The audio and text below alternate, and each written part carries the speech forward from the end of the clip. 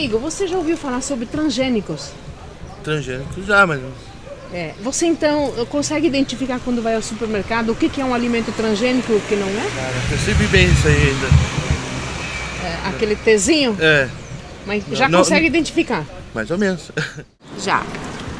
E quando vai ao supermercado, você consegue identificar o que é transgênico e o que não é? Não, eles nunca colocam. Então uma dica, quando você vai ao supermercado, olhem todos os produtos que tem lá. Se tiver um Tzinho amarelo com um T preto no meio, isso é transgênico. Esse alimento é perigoso. Quando o mercado em Salvador... Seria os alimentos orgânicos só para não ser, transgênico. Mas a gente acaba não cuidando isso. Mas você consegue identificar o que é um transgênico e o que não é? Se eu olhar para... Eu não consigo... Eu não reparo. Não repara? Não reparo, porque pouco enxergo, daí pego só meio. Na embalagem tem um símbolo que é o transgênico, é um losango invertido, se não me engano. Com um Tzinho no meio. Com um Tzinho no meio. Inclusive diz que todo esse povo agora que está com problema com o trigo, ele não é propriamente a questão do trigo, e sim da modificação genética do trigo que está fazendo ficar tantas pessoas celíacas no mundo. E aqui também, a gente não tinha essa doença e é por conta das transformações genéticas. E a base dos nossos alimentos é com trigo, com soja. Sim, exatamente. Principalmente o trigo, Agora milho. Um monte de celíaco, intolerância ao glúten, seria essa. E isso aí é uma doença pela questão do trigo ser geneticamente modificado. Como vocês perceberam, a maioria das pessoas sabem sobre o assunto quando falamos transgênicos. A dificuldade é identificar, quando vamos ao supermercado, quando vamos comprar nossos alimentos, o que é alimento transgênico e o que não é alimento transgênico. Por isso, sobre esse assunto, acompanhe a nossa entrevista com o Leonardo Melgarejo e conheça mais o que são os transgênicos. E todos os seres vivos, eles expressam as suas características, o tamanho nas plantas, o tamanho da folha, o comprimento da raiz, o tipo de grão, são características associadas ao potencial genético dessas plantas.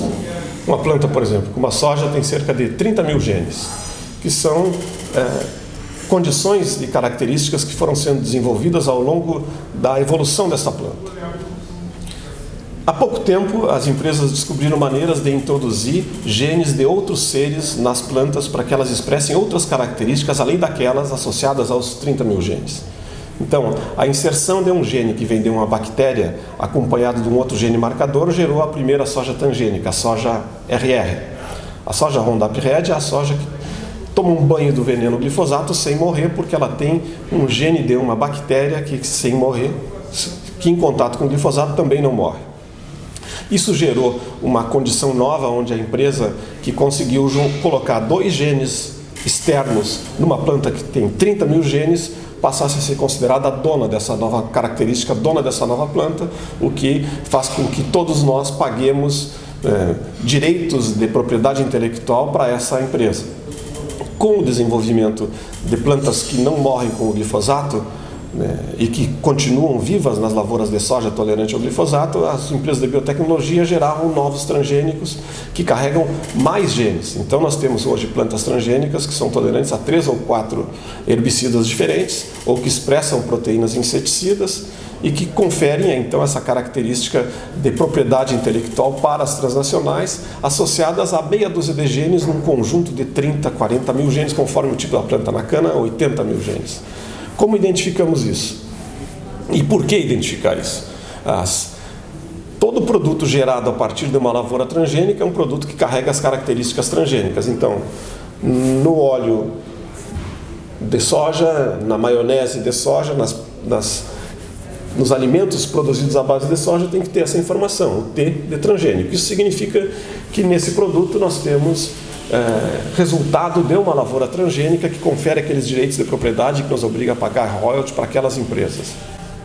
As implicações disso é que, como esses produtos transgênicos são tolerantes a herbicidas, eles carregam resíduos maiores de herbicidas, com os problemas que isso pode trazer para a saúde da população. Uma outra implicação é que o Brasil é um país dependente da produção agrícola. E para cultivar as lavouras de soja e de milho transgênico no Brasil, nós temos que ter autorização das empresas que são donas das sementes, o que nos coloca à mercê dos interesses dessas empresas. Nós teríamos que ter um caminho diferente onde os agricultores pudessem reservar, salvar e selecionar suas sementes. E as empresas de pesquisa nacionais pudessem melhorar essas sementes para que os agricultores tivessem continuamente um processo de seleção associado às alterações climáticas.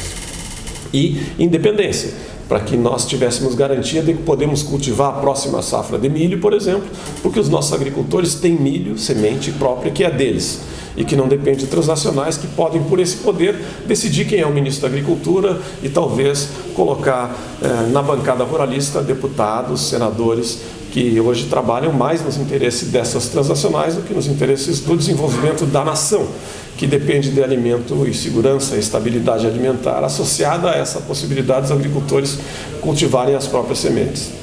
Leonardo, quais são os principais cultivos que existem no Brasil de transgênicos? Nós temos milho, soja e algodão tolerantes aos herbicidas e que produzem propriedades inseticidas. Nós temos um feijão transgênico produzido pela Embrapa que nunca foi colocado no mercado. Nós temos eucalipto transgênico e nós temos agora uma cana transgênica que produz uma proteína inseticida numa quantidade absurda. Enquanto um milho transgênico que produz proteína inseticida para matar a lagarta, um milho inseticida tem cerca de 10 microgramas por grama de tecido verde, essa cana tem 200. Então nós vamos ter 20 vezes mais nas lavouras de cana proteínas inseticidas afetando o ambiente do que já temos na lavoura de milho. Então arroz ainda não temos? Não, arroz não temos. Tinha pronto para ser aprovado na CTN-Bio e seria aprovado um arroz transgênico tolerante ao herbicida glufosinato e amônio. Mas como na Europa os consumidores europeus não aceitam essa cultura transgênica, os arrozeiros organizados do Brasil encaminharam pressão sobre a empresa que retirou o pedido de aprovação na CTN-Bio, de tal maneira que nós não temos arroz transgênico no Brasil ainda, porque os produtores não querem. O programa Alternativas de hoje fica por aqui. Voltaremos no próximo sábado.